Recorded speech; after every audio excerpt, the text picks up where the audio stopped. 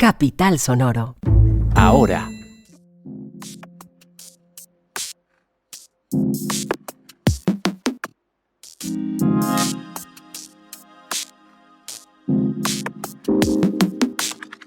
La empresa Metro de Bogotá amplió el plazo para la recepción de solicitudes para la ejecución del proyecto de la línea 2 del metro. ¿Para cuándo quedó? Mañana sábado 23 de junio a las 7 de la noche, Millonarios y Atlético Nacional jugarán la vuelta de la final de la Liga Betplay.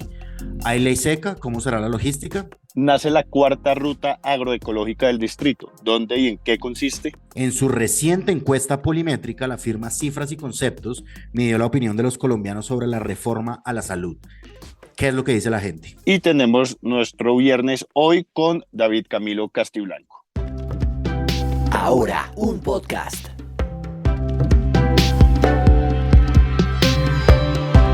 Hola, soy Juan Pablo Conto y esto es Ahora un podcast. Y mi nombre es Andrés Páramo, es viernes 23 de junio de 2023, estamos arañando ya el fin de semana y aquí arrancamos con nuestro dato del día.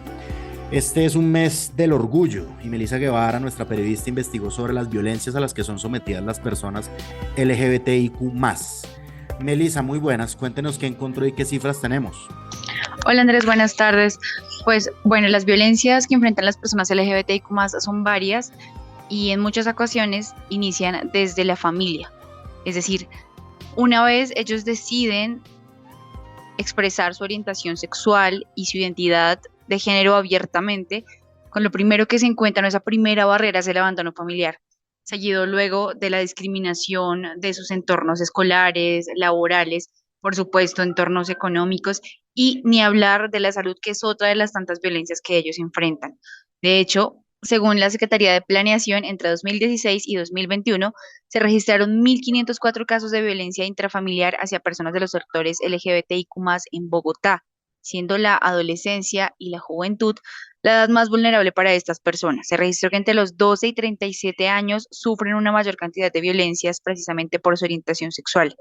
E incluso, según Colombia Diversa, en 2022, 148 personas fueron víctimas de violencias y de discriminación en el país.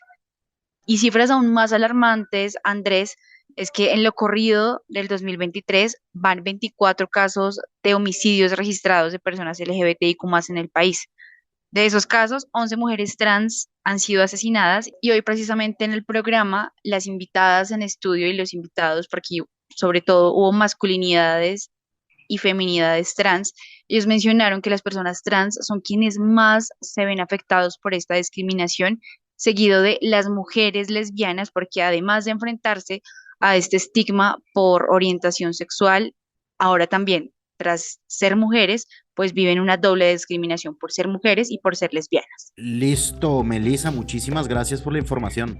No, a ustedes, y es un gusto estar en Ahora un Podcast. A los oyentes les recordamos que si se perdieron la emisión del mediodía, la pueden encontrar en nuestro canal de YouTube, Canal Capital. Se llama Violencia Intrafamiliar contra la Población LGBTIQ+, conduce Yamit Palacio.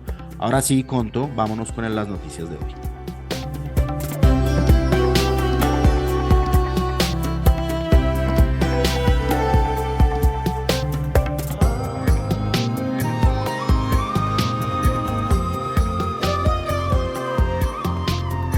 Por solicitud de los interesados en el proceso, la empresa Metro de Bogotá amplió el plazo para la recepción de solicitudes de precalificación con ofertas para la ejecución del proyecto de la línea 2 del metro.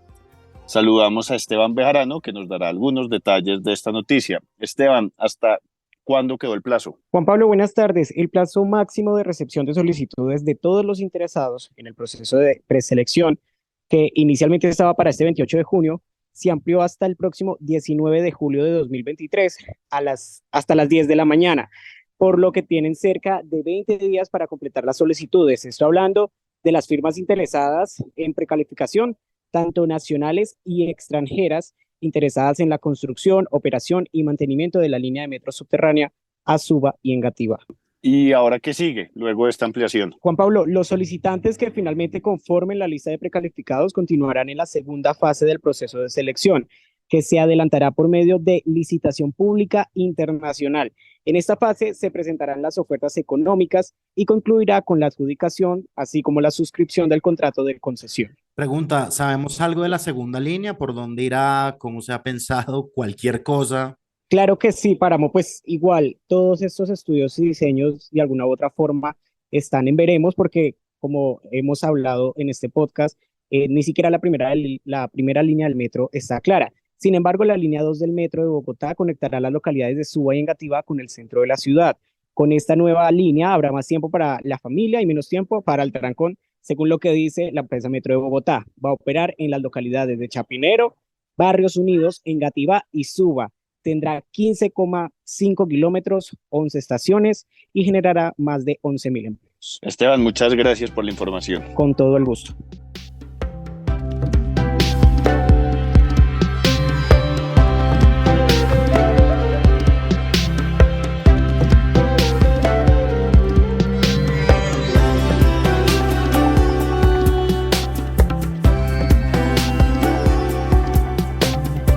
Mañana sábado 23 de junio a las 7 de la noche, y cómo me dan nervios anunciar esta noticia, Millonarios y Nacional jugarán la vuelta de la final de la Liga Betplay. Hay mucha ansiedad, incluso de mi parte, y con el fin de garantizar un partido en paz, que eso es muy importante, son varias las medidas que tomará el distrito. Vamos a conocer de la mano de Cristian León estas medidas. Cristian, lo primero, ¿hay ley seca o no hay ley seca? Hola Andrés, sí, no, ese nerviosismo está en toda la capital, en los hinchas aficionados, pero también en las autoridades de seguridad, y es por eso que le cuento, sí va a haber ley seca, pero en un polígono cercano al Campín. Las personas que no estén en este polígono sí van a poder comprar y disfrutar la final como ellos prefieran, tomando lo que prefieran. A ver, ¿cuál es este polígono? Va a ser desde la calle 45 hasta la calle 68 y entre la Caracas y la 50. ¿Y en qué horario? Desde el sábado al mediodía hasta el domingo a las 6 de la mañana. En los establecimientos abiertos al público, en esas zonas no van a poder vender alcohol, pero pues claramente, a pesar de que había una reclamación de los comerciantes, pues el distrito les dijo, claramente pueden abrir, pero no pueden vender licor. Pero ojo, porque se está evaluando extender el polígono hasta la avenida 68. ¿Y de qué depende eso? Pues de lo que hemos hablado en estos días en nuestras diferentes emisiones, y es que el distrito determine que el Parque Simón Bolívar pueda ser ese centro de reunión para los miles de hinchas que no pudieron conseguir boleta. Recordemos que eso fue una polémica grandísima entre el canal que tiene los derechos y las alcaldías, que al parecer ganaron los mandatarios. A pesar de que en Medellín ya se confirmó que sí habrá esa transmisión en pantallas gigantes, en Bogotá no lo han confirmado todavía. ¿Y la presencia de la fuerza pública cómo va a ser, Cristian? Bueno, lo primero, y para evitar cualquier desmán, ya se sabe, no van a ingresar hinchas visitantes, pero además van a haber anillos de seguridad que conforman 1.300 policías y 300 gestores de convivencia e inspectores. La gran pregunta, ¿qué pasará si algún hincha o alguna persona se ve involucrada en algún tema de desorden, alteración, riña o demás? Pues lo responde el secretario de Gobierno, Felipe Jiménez. En esta ocasión tendremos 4 inspectores de policía al interior del estadio. Cualquier persona que pueda alterar el espectáculo, que esperemos no sea así, no será solamente expulsada del estadio, sino será conducida por la policía a donde los inspectores de policía, donde estos, dependiendo la gravedad del caso, podrán aplicar la ley del fútbol, con millonarias multas y prohibiciones de hasta 5 años. Además, también anunciaron que van a reforzar operativos en zonas de rumba y alrededores. Y importante, durante estas 2 noches, viernes y sábado, van a hacer un comando nocturno. ¿Qué se planeó para evitar que se arme un trancón que deje el tráfico en la quietud absoluta a inmediaciones del estadio y a la ciudad? Bueno, Juan Pablo, todos los que hemos pasado por la 30 sabemos que eso cuando hay partido es terrible. ¿Qué han determinado y con lo que van a intentar mitigar ese super trancón? Bueno, lo primero, para que la gente sepa, Transmilenio va a funcionar en un horario normal, no lo extendieron, eso es lo primero. Van a ser 3 cierres viales, en la calle 57A, la 53B y la transversal 28. Además de eso, van a desplegar un montón de agentes de tránsito y de integrantes de la policía. 50 agentes civiles, 30 policías, 16 guías de movilidad, 12 grúas, 2 patrullas y 12 personas del Centro de Gestión de Tránsito, con lo que esperan mitigar tanto trancón que se arma. Y adicionalmente, la Secretaría de Movilidad también anunció que va a disponer 100 agentes civiles y 30 unidades de apoyo. En caso de que se necesite, ellos no van a estar, sino en caso de que ya veamos un mega trancón, que es lo más probable que pase. Más servicio, Cristian, por favor. ¿Qué otros detalles logísticos conocemos o se deben tener en cuenta? Bueno, hay un detalle muy importante y por lo que de pronto ven que tengo tanta seguridad en que va a haber mucha gente, y es que recordemos que aunque hace unos días se había anunciado que la boletería estaba agotada, aún habían unos hinchas con esperanza porque todavía quedaban las boletas de los abonados, las preciadas boletas de ellos que se les había guardado el cupo. Pues hoy Millonarios informó que ese remanente que quedaba ya no existe. Todas esas boletas de abonados las compraron, es decir, ya se terminó la posibilidad de por lo menos comprar boleta de manera oficial. Entonces, claramente va a estar lleno el Campín. Excúseme la falta de profesionalismo periodístico, Cristian, pero ¿usted a quién le va? No, no, Andrés, no le puedo excusar eso. Yo creo que, bueno, debo admitir que es una de las preguntas más difíciles que me han hecho en este podcast. Mi corazón de hincha quisiera que la estrella no fuera válida para ninguno por el amor que le tengo al rojo bogotano, pero siendo objetivos, me voy por la capital. Además, el proceso Gamero lleva 3 años, juega bien, nómina, jerarquía, y bueno, es que el fútbol no es de merecer, pero pues si decimos qué equipo tiene la balanza a su favor, además va a ser local y por supuesto la capital, yo diría que Millonarios. Eso sí, que ojalá todo esto que hemos hablado y esas medidas sirvan y sea en paz, y en el próximo podcast hablemos de fútbol y no de desmanes, riñas o peor. De acuerdo. Bueno, veremos pues el ballet azul. Cristian, muchas gracias. Gracias, Andrés. A usted no le pregunto porque sé que la balanza está para un lado y es azul.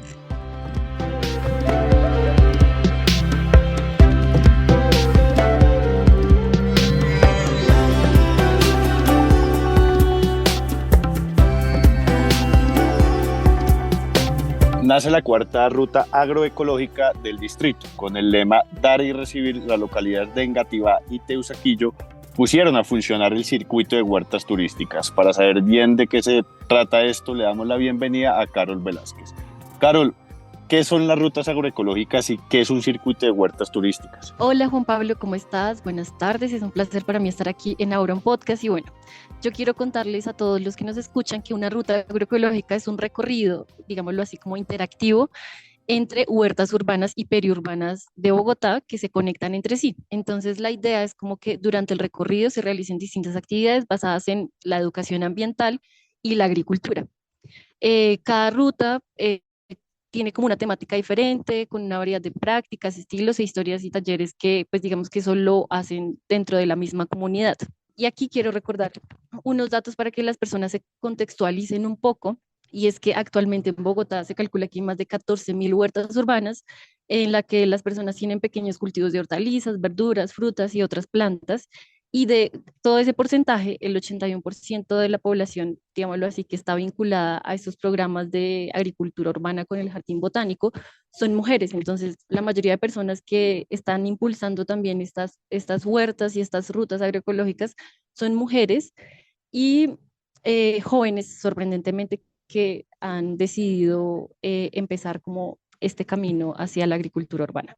Ok, hay ya algo mencionado, pero entonces, ¿cuál es el objetivo final de crear estas rutas agroecológicas? ¿Qué es lo que se busca al socializarlas con el resto de la ciudadanía? Sí, pues digamos que el objetivo principal es promover el turismo y apoyar la reactivación económica de los huerteros y huerteras de la ciudad, que en su mayoría, pues digamos que hacen esto también como para autoabastecerse, pero digamos si tienen un ingreso extra, ayuda un montón a sus familias. También lo que busca es como promover la apropiación de la actividad agroecológica urbana acá en Bogotá y consumir productos naturales para que las personas que hagan este recorrido implementen hábitos de consumo más saludables. Ok, ok. Carol, ¿nos puede contar brevemente algo sobre las otras rutas para los que no están muy enterados? Bueno, claro que sí. Las rutas agroecológicas se llaman rutas agroecológicas, pero esto es una manera de hacer como turismo agrícola. Y bueno, específicamente en estas rutas agroecológicas, todas tienen un elemento en común que las hacen únicas y especiales. Por ejemplo, en la ruta de la localidad de Suba se llama la ruta del agua porque este elemento como que enlaza la narrativa de todas las 5 huertas que la conforman. También está la ruta del centro, que tiene un enfoque de regreso a la tierra, que incluye 5 huertas con diferentes historias, productos agroecológicos y emprendimientos de las localidades de La Candelaria y Santa Fe. La tercera ruta, que es la de Kennedy, tiene un eje de huertas de barrio y está conformada por huertas en los barrios Marsella, Granja, Mundo Aventura, Carvajal, Monterrey y una que queda muy cerca de la Biblioteca El Tintal. Entonces, lo que las lo que las hace como especiales es que todas tienen como un recorrido que cuenta una historia o las une algo característico. Caroli, cuéntenos cómo fue la inauguración de esta cuarta ruta y qué más detalles nos quiere dar sobre esto. Listo. Bueno, esta cuarta ruta se inauguró ayer, este jueves, y está ubicada entre las localidades Engativá y Teusaquillo, y el lema es dar y recibir, ya les cuento por qué. Pero está conformada por cuatro huertas que tienen un trayecto aproximado de 10,4 kilómetros, y las personas que quieran hacer el recorrido pueden hacerlo o a pie o en bicicleta. Y lo que pasa con este lema es que, digamos, durante el recorrido las personas que lo hagan van a dar y recibir algo a cambio en cada una de las huertas. Entonces, digamos que ese es el distintivo, y pues la inauguración se dio con huerteros que están impulsando esta iniciativa, con el Jardín Botánico, con el Instituto de Turismo acá de Bogotá, y digamos que pues la idea fue pues inaugurar todo ese camino y ese recorrido a través de las huertas que hay en estas localidades. Bueno, y quiero contarles algo adicional para las personas que quieran hacer este recorrido, y los que estén interesados en conocer y disfrutar de estas rutas agroecológicas, pueden escribir un correo a rutaagroecológica@jbb.gov.co, y cuando les respondan ese correo en el que ustedes dicen como, bueno, yo quiero hacer el recorrido, el Jardín Botánico les va a dar los detalles del recorrido, los horarios, los precios y las distancias. Y ya, pues eso es como todo para que armen parche o vayan con su familia y disfruten de una vista distinta de nuestra ciudad. Carol, muchísimas gracias por la información.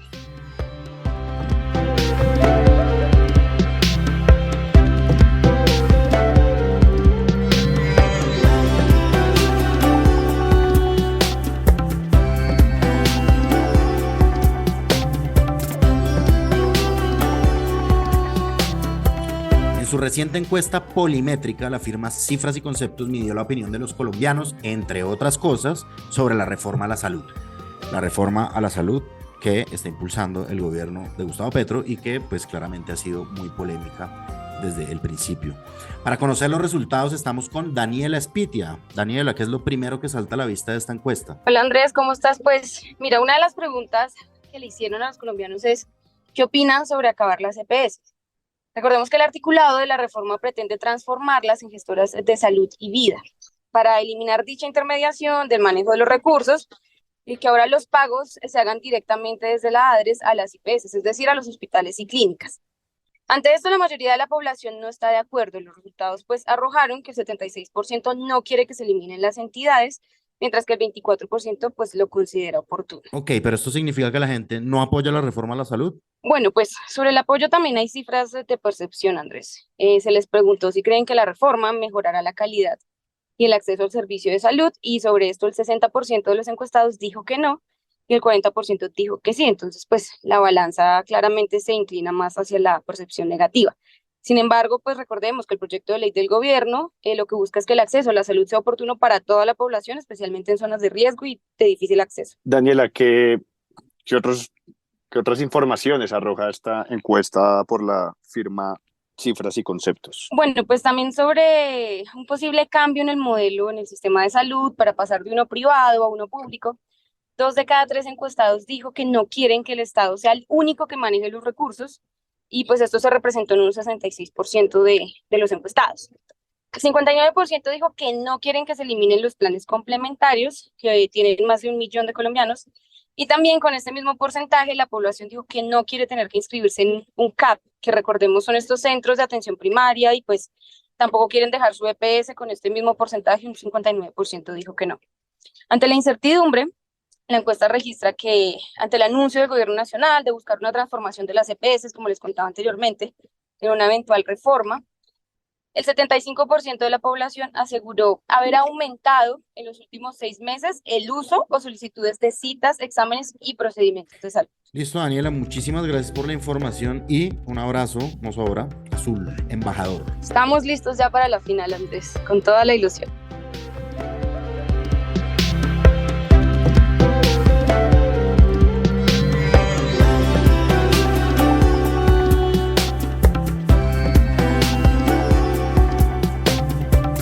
Y entramos en nuestra sección de viernes hoy con David Camilo Castiblanco. David, ¿qué nos trae para el día de hoy? Hola Juan Pablo, ¿cómo estás? Muy buenas tardes para todas, todos y todes. Puedo decir nice to que es gracias por invitarme a este programa para hablar del pueblo rom, el pueblo llamado gitano en el país y a nivel mundial. Creo que es un tema maravilloso que podamos hablar el día de hoy.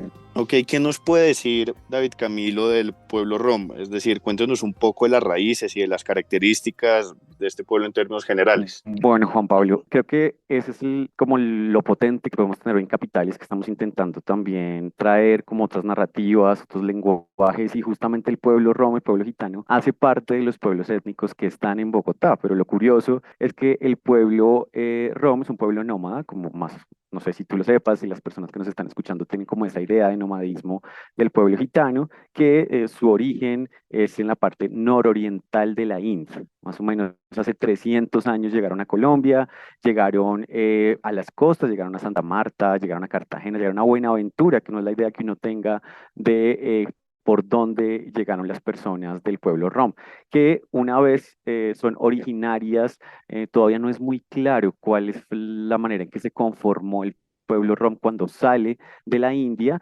pero se identifica su origen por su lengua. La lengua romaní es la chip romaní. Esa lengua que es tan interesante identifica su origen en la India y empiezan a hacer un ejercicio de nomadismo justamente por Europa, una parte del pueblo gitano, y la otra parte se va para Egipto. Tanto es la confusión que genera después ya su llegada a Europa que algunas personas pensaban que venían de Egipto y por eso utilizan la palabra de gitano, que es una imprecisión lingüística para referirse al pueblo rom. Realmente esa es la manera adecuada de decirlo. Cuando llegan aquí a Colombia, por estas costas que te estoy comentando, se organizan como originariamente lo hacen, que es en compañías. Estas compañías tienen como una norma sagrada que es la Krish Romani, que es la manera como a través del respeto por la lengua, el respeto por sus mayores, se organizan y empiezan justamente a ir, al principio en Colombia empiezan a ir como a unos 706 departamentos, que es más o menos el 64% de la población colombiana, pero que después con el tiempo eso empieza a disminuir. Ya sabes, todo el proceso del conflicto armado ha hecho que justamente este pueblo gitano tan potente en el país, pues vaya disminuyendo también el número de presencia que puede tener en cada uno de los lugares que aquí representa. También otro elemento muy importante es que la manera, digamos, cultural o la riqueza cultural del pueblo romaní se identifica como el sacón, que tiene que ver con la lengua, con el nomadismo, con las compañías, con la crisis romaní, con todo lo que te acabo de mencionar y que se estructura con una riqueza cultural maravillosa. Por ejemplo, el himno del pueblo gitano es el Gelem Gelem.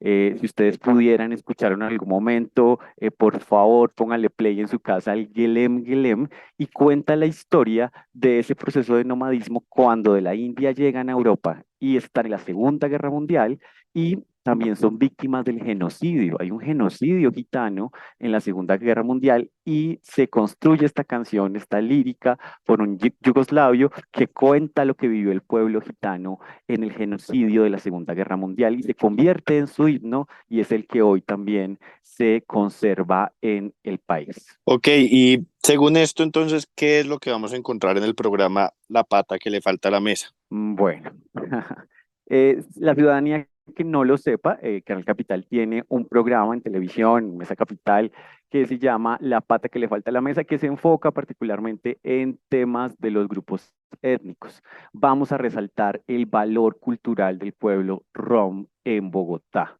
Vamos a conocer desde una de sus lideresas que se llama Dalila. Ana Dalila va a estar en la mesa con nosotras y va a hablar sobre cuál ha sido la conformación, la historia, los detalles de este proceso de nomadismo desde Europa, desde las Indias. O sea, estamos hablando que atravesaron más o menos 5 continentes y que llegaron, por ejemplo, con la colonización a este país. Se cuenta que llegaron 4 personas en la colonización, en el tercer viaje de Colón, y que después hubo alguna presencia adicional después, digamos, de las primeras, segundas guerras mundiales. Es muy interesante la historia del pueblo rom, vamos a hablar de eso, vamos a hablar de la gastronomía rom, vamos a hablar de la chiv romaní, vamos a hablar de cuál es el lugar, por ejemplo, de las mujeres hoy, después de un proceso, digamos, de asentamiento, porque hay que tener en cuenta algo muy importante que les estaba diciendo ahora Juan Pablo, que tiene que ver con que llegaron a un país que también es atravesado por el conflicto armado,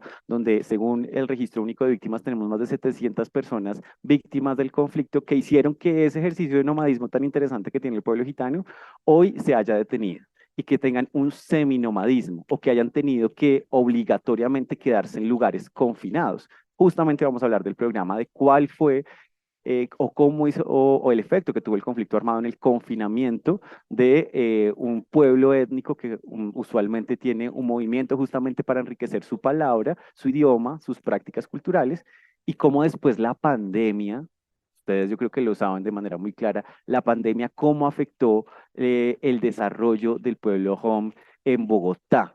Creo que esos son como elementos muy interesantes que vamos a hablar en el programa, vamos a contar historias. Dalila es una mujer maravillosa que nos va a contar justamente cómo está sucediendo desde su propia experiencia, Juan Pablo. Ay, Camilo, pues muchísimas gracias y estaremos muy pendientes de la pata que le falta a la mesa. Sí, pues no, muchísimas gracias a ustedes.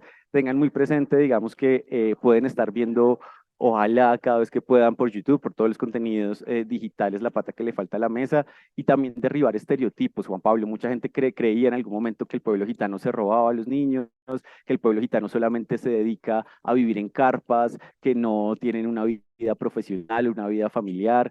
Por ejemplo, una orientación que tiene es la felicidad como uno de los principios fundamentales del pueblo rom es súper poderoso, que por ejemplo todo el tema que tiene que ver con la lectura de la mano, que es lo primero que uno piensa con el pueblo gitano, pues hace parte de sus prácticas culturales, pero como una actividad psicosocial potenciada, no desde ese misticismo, digamos, que ha roto un poco el imaginario sobre el pueblo gitano, y también como la idea, y vamos a desmitificar esa relación que hay directamente, a veces uno piensa en el flamenco o en como el pueblo gitano en España, cuando la riqueza del pueblo gitano por toda Europa, por una parte, la parte norte de África y la llegada a las Américas, hace que la riqueza cultural sea muy potente, así que les esperamos, por favor, en la pata que le falta a la mesa, tía Juan Pablo, a todo el equipo también que puedan escucharnos pues en la transmisión de este contenido.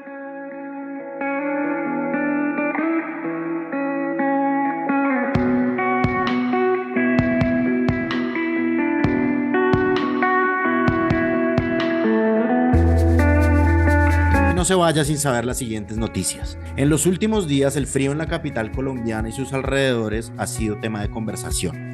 Según expertos del Instituto de Hidrología, Meteorología y Estudios Ambientales, IDEAM, las mañanas y las noches heladas se deben a cambios estacionales y a las consecuencias del calentamiento global. Según el IDEAM, existe una probabilidad del 84% de que el fenómeno del Niño se manifieste a partir de julio y que se extienda hasta febrero de 2024, afectando al país durante los próximos 8 meses. El gremio de los taxistas se ha visto afectado con el aumento en los precios de la gasolina. Por eso, desde hace algunos meses vienen pidiendo un incremento al gobierno de las tarifas de las carreras. Según un estudio hecho por la empresa Taxis Libres, entre diciembre de 2022 y junio de 2023, el costo de la gasolina aumentó un 28% y por tanto el costo de cada pasajero por carrera también.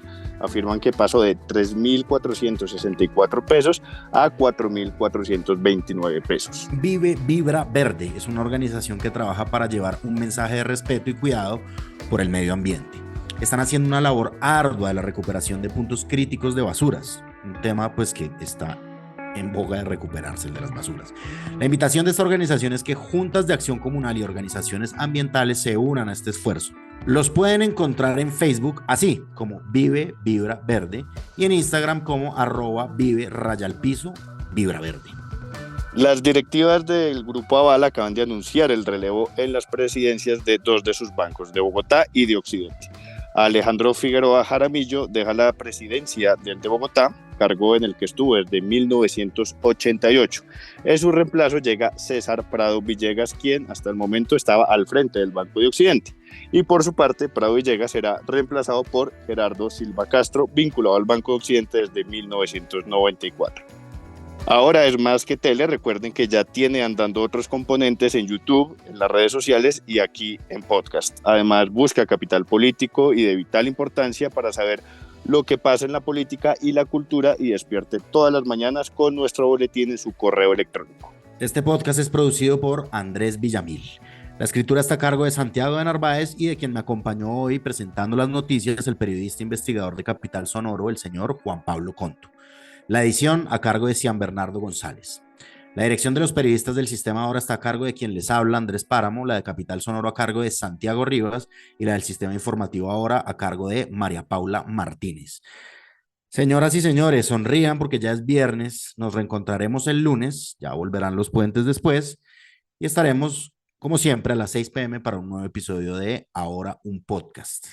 Según el oráculo Google, mañana tendremos una máxima de 17 grados y tan solo un 20% de probabilidades de lluvia. Quizá podamos disfrutar del sol por momentos y de la fiesta del fútbol, ojalá en paz. No termine el día sin información. Búsquenos en todas las plataformas de podcast y compártanlo. Chao.